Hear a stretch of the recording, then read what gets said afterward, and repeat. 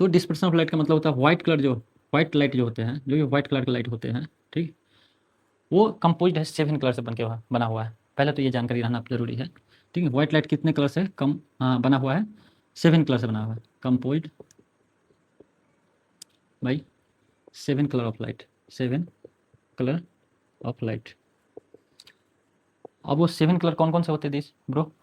7 colour है बीपीक्यूआर, ठीक है जी, बीपीक्यूआर, violet, indigo, blue, green, yellow, orange, red, red, ठीक है जी। अगर मैं बात करूँ डिस्पर्सन, डिस्पर्सन का मतलब लाइट का डिस्पर्स होना, ठीक है जी, लाइट का टूटना ही डिस्पर्सन कहलाता है दोस्त, ठीक है जी। अगर मैं बात करूँ, अगर मैं ये प्रिज्म ले लूँ, ठीक है जी, ये क्या है? प्रिज्म है। इसको ट्रेंगल मत समझ लेना, एक्चुअली एक ट्रेंगुलर शेप ही होता है, बट 3D में होता है, उसका थिकनेस भी होता है, एक ग्लास स्लैब होता है। तो अगर मैं एक मोटा ग्लास है जो ट्रेंगल की तरह दिखता है और उसमें अगर थिकनेस आ गया तो प्रिज्म ही हो गया ग्लास। देखो भाई, अगर इस पर हमने एक लाइट रे डाला, ठीक है, अगर मैंने मोनोक्रोमेटिक लाइट लिया, मोनोक्रोमेटिक लाइट, ठीक है जी, मोनोक्रोमेटिक लाइट का मतलब होता है सिंगल कलर का लाइट, ठीक है, सिर्फ एक ही कलर का लाइट होगा। अगर रेड लेना है तो रेड ले लो, मैं यहाँ पे रेड ही लेता हूँ। अगर मैं यहाँ पे नॉर्मल बनाऊँ, ठीक है, ये नॉर्मल हो गया। अपने को पता है ये रेयर, ये डेंसर मीडियम, ये एंगल ऑफ प्रिज्म होता है, ठीक है जी। तो इसमें कम डेविएशन हमको देखने को मिलेगा, थोड़ा ज़्यादा ही हो गया, इस तरीके से होगा। अगर मैं यहाँ पे नॉर्मल बनाऊँ तो आपको पता है डेंसर से रेयर में जाएगा तो अवे फ्रॉम नॉर्मल हो जाएगा, तो कुछ इस तरीके से बाहर निकलेगा, ठीक है भाई। अभी मैंने जो देखा मोनोक्रोमेटिक लाइट था, जो कि मैंने रेड लाइट लिया था, ठीक है भाई, सिंगल कलर का लाइट था, जिसको अपन लेजर लाइट भी बोलते हैं, ठीक है। तो कुछ इस तरीके से हमको मुड़ता हुआ प्रिज्म के अंदर दिखाई दिया लाइट रेज, ठीक है। अब इसी प्रिज्म में मैं क्या करता हूँ दोस्त, अपन एक व्हाइट लाइट लेते हैं, क्या लेते हैं, एक व्हाइट लाइट इंसिडेंट करते हैं। अभी मैंने जो लिया व्हाइट लाइट लिया, ठीक भाई। तो व्हाइट लाइट में क्या हो जाएगा, आपने को पता है व्हाइट लाइट कितने 7 कलर से मिलकर बना हुआ है। तो ये प्रिज्म क्या करेगा, इसको 7 भागों में बंटवारा कर देगा, ठीक है। तो अगर मैं नॉर्मल बनाऊँ तो कुछ इस तरीके से बनेगा नॉर्मल, और ये रेयर से डेंसर में जाएगा तो क्या होगा, टुवर्ड्स द नॉर्मल की तरफ, इस तरीके से, ठीक है। मैं 2 लेके चलता हूँ, ठीक है भाई। ऐसे तो 7 भाग में जाएगा, तो मैं 7 नहीं, आपको डायरेक्ट दिखा देता हूँ। ये वॉयलेट और ऊपर में रेड, इसके बीच में सारे कलर आ जाएगा, Indigo, blue, green, yellow, orange, ठीक है जी। वॉयलेट और रेड के बीच में सभी कलर आ जाएगा, ठीक है।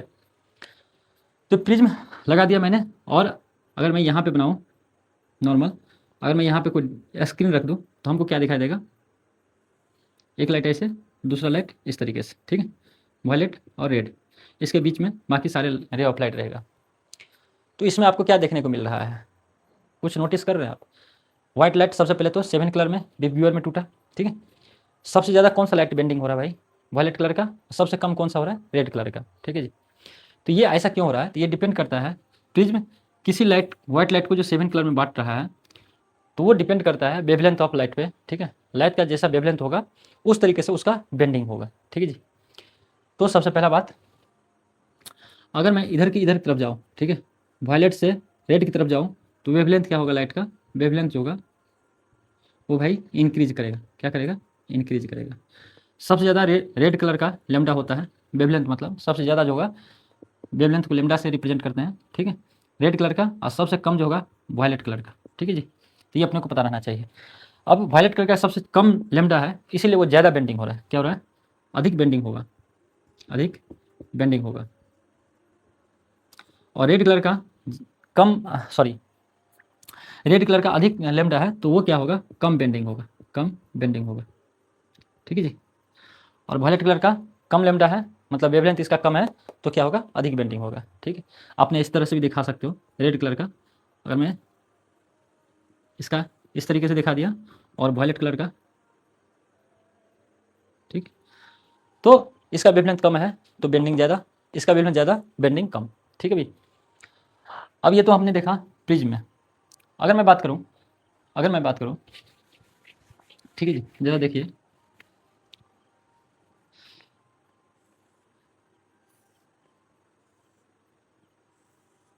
अगर ये रेक्टेंगुलर ग्लास है, क्या है, कोई रेक्टेंगुलर ग्लास स्लैब है, ठीक है, ये रेक्टेंगुलर ग्लास स्लैब, इन सब का ज़रूरत पड़ने वाला भाई, ठीक है, इसीलिए मैं थोड़ा सा बता रहा हूँ, क्योंकि इसका जब हम पढ़ेंगे ना why sky looks blue colour, तो वहाँ पे हमको ज़रूरत पड़ेगा। तो अभी इसीलिए थोड़ा सा बता रहा हूँ, और ये अपनी एनसीईआरटी में भी दे रखा है, तो अपने को पता रहना चाहिए। ठीक है जी। देखिए, कोई रे ऑफ लाइट इस तरह से इंसिडेंट किया रेक्टेंगुलर ग्लास पे, ये इसका नॉर्मल बना दो। रेयर से डेंसर में गया टुवर्ड्स द नॉर्मल, डेंसर से रेयर में अवे फ्रॉम नॉर्मल। ठीक है जी, कोई दिक्कत नहीं। ये जो है इंसिडेंट रे, ये क्या है? Incident ray. ये भी एक मोनोक्रोमेटिक अभी मैं ले रहा हूँ, मोनोक्रोमेटिक मतलब सिंगल कलर का लाइट ले रहा हूँ। ठीक है, ये एंगल आई होता है, एंगल ऑफ इंसिडेंस। ये एंगल आर होता है, एंगल आई जो होता है एंगल ऑफ इंसिडेंस। ठीक है जी, पता रहना चाहिए। एंगल आर जो होता है angle of refraction, angle of refraction. ठीक है जी, और ये एंगल ई होता है, एंगल ई जो होता है एंगल ऑफ इमरजेंस। क्या होता है? एंगल ऑफ इमरजेंट, इमरजेंस बोलते हैं। ये तो रिफ्लेक्शन रे हो गया, ये अपना इमरजेंट रे होते हैं। ये क्या लगा लेते हैं? Emergent ray. ठीक है जी, इमरजेंट रे। अपने को क्या आता है, पूछता क्या है? ठीक है, ये इंसिडेंट रे जाना कैसे चाहिए था? इस तरीके से इसको निकल जाना चाहिए था सीधे, बट गया कैसे? इस तरीके से, इस तरीके से मुड़ मुड़ के, है ना, थोड़ा सा मुड़ मुड़ के गया है, मतलब रिफ्लेक्शन होके गया है। ये शिफ्टिंग ऑफ लाइट है, ये जो शिफ्टिंग ऑफ लाइट है यहाँ पे इसका ये डिस्टेंस जो है, ठीक है, ये जो डिस्टेंस है इसी को कहा जाता है लेटरल डिस्प्लेसमेंट, लेटरल डिस्प्लेसमेंट। ठीक है भाई, ये लेटरल डिस्प्लेसमेंट क्या होता है? एक्चुअली लाइट रेज को सीधे निकल जाना चाहिए था, लेकिन ग्लास स्लैब के कारण यहाँ पे रिफ्लेक्शन हुआ लाइट का, और रिफ्लेक्शन के कारण लाइट रेज का क्या हुआ? बेंडिंग हुआ। ठीक है जी, और लाइट रेज का बेंडिंग हुआ, ये जो डिस्प्लेसमेंट जितना जिस तरह सीधे जाना चाहिए लेकिन बेंडिंग कारण जो क्या है उसका डिस्टेंस जो होता है उसे लेटरल डिस्प्लेसमेंट कहा जाता है। ठीक है जी, अब ये लेटरल डिस्प्लेसमेंट डिपेंड करता है किन किन फैक्टरों पर, ये पूछा जाता है ऑब्जेक्टिव में, लेटरल डिस्प्लेसमेंट किन किन बातों पर डिपेंड करेगा। तो पहला तो भाई डिपेंड करेगा थिकनेस पे, थिकनेस ऑफ ग्लास, ये फैक्टर डिपेंड्स।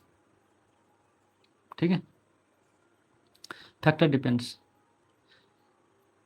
ये लेटरल डिस्प्लेसमेंट का मैं फैक्टर डिपेंड्स देख रहा हूँ कि किन किन बातों पे फैक्टर इसका डिपेंड्स करता है। ठीक है, लेटरल डिस्प्लेसमेंट का। तो पहला तो थिकनेस, थिकनेस अगर ज़्यादा है तो लेटरल डिस्प्लेसमेंट ज़्यादा मिलेगा आपको, थिकनेस ज़्यादा लेटरल डिस्प्लेसमेंट भी ज़्यादा आपको मिलेगा। ठीक है भाई, सिंपल सा बात है, मोटा दोगे तो ज़्यादा इसमें रिफ्लेक्शन होगा लाइट रेज का। दूसरा जो पॉइंट डिपेंड करता है कि लाइट का वेवलेंथ पे, इसका कौन सा लाइट ले रहे हो, लाइट का वेवलेंथ पे। ठीक है जी, लाइट का वेवलेंथ पे अगर आपने रेड कलर का लाइट लिया है तो कम डेविएशन मिलेगा, अगर आपने वायलेट कलर का लाइट लिया है तो उसमें ज़्यादा डेविएशन मिलेगा, बिकॉज वायलेट कलर का जो अपना रिफ्लेक्शन है वो ज़्यादा होगा क्योंकि इसकी लैम्डा क्या है? कम है। ठीक है भाई, वेवलेंथ कम है। तीसरा पॉइंट जो है इसका किस बातों पर डिपेंड करेगा? अगर मान लो लाइट रेज का इंसिडेंट रे अगर उसको कम एंगल से दिया तो कम रिफ्लेक्शन होगा, अगर ज़्यादा एंगल से मुड़ेगा, इसको ज़्यादा एंगल कर देता मैं, तो क्या होता? ज़्यादा हमको मुड़ना दिखता है, ज़्यादा बेंडिंग होता है इमरजेंट रे का। तो डिपेंड करता है कि इंसिडेंट रे पे भी, इंसिडेंट रे पे भी डिपेंड करता है। इंसिडेंट रे अगर आपने अधिक एंगल पे दिया तो रिफ्लेक्शन आपको उसके हिसाब से ही मिलेगा। ठीक है जी, ये कुछ पॉइंट था जिनको अपने को पता रहना चाहिए था। अगर मैं बात करूँ एंगल ऑफ डेविएशन क्या होगा इसमें, अगर बात करें तो ये देखो भाई, ये लाइट रेज इसको निकलना चाहिए था प्रिज्म से, इस तरीके से सीधे निकल जाना चाहिए था। ठीक है भाई, इस तरह से सीधे निकलना था ना, लेकिन ये इस तरह से नहीं जाके इस तरीके से मुड़ के गया। अगर मैं इसको पीछे की तरफ लेके आऊँ, कुछ यहाँ पे जो मिलेगा ये एंगल ऑफ डेविएशन कहलाता है, इसी को कहते हैं angle of deviation, angle of deviation. ठीक है जी, तो ये पता होना चाहिए। अगर मैं यहाँ पे देखूँ तो ये हो गया, ठीक है, ये वायलेट का हो गया एंगल ऑफ डेविएशन। आप क्या देख रहे हो? वायलेट का एंगल ऑफ डेविएशन अधिक है, रेड का एंगल ऑफ डेविएशन कम है, बिकॉज रेड का वेवलेंथ ज़्यादा है तो उसका बेंडिंग कम होगा, तो इसलिए एंगल ऑफ डेविएशन कम होगा।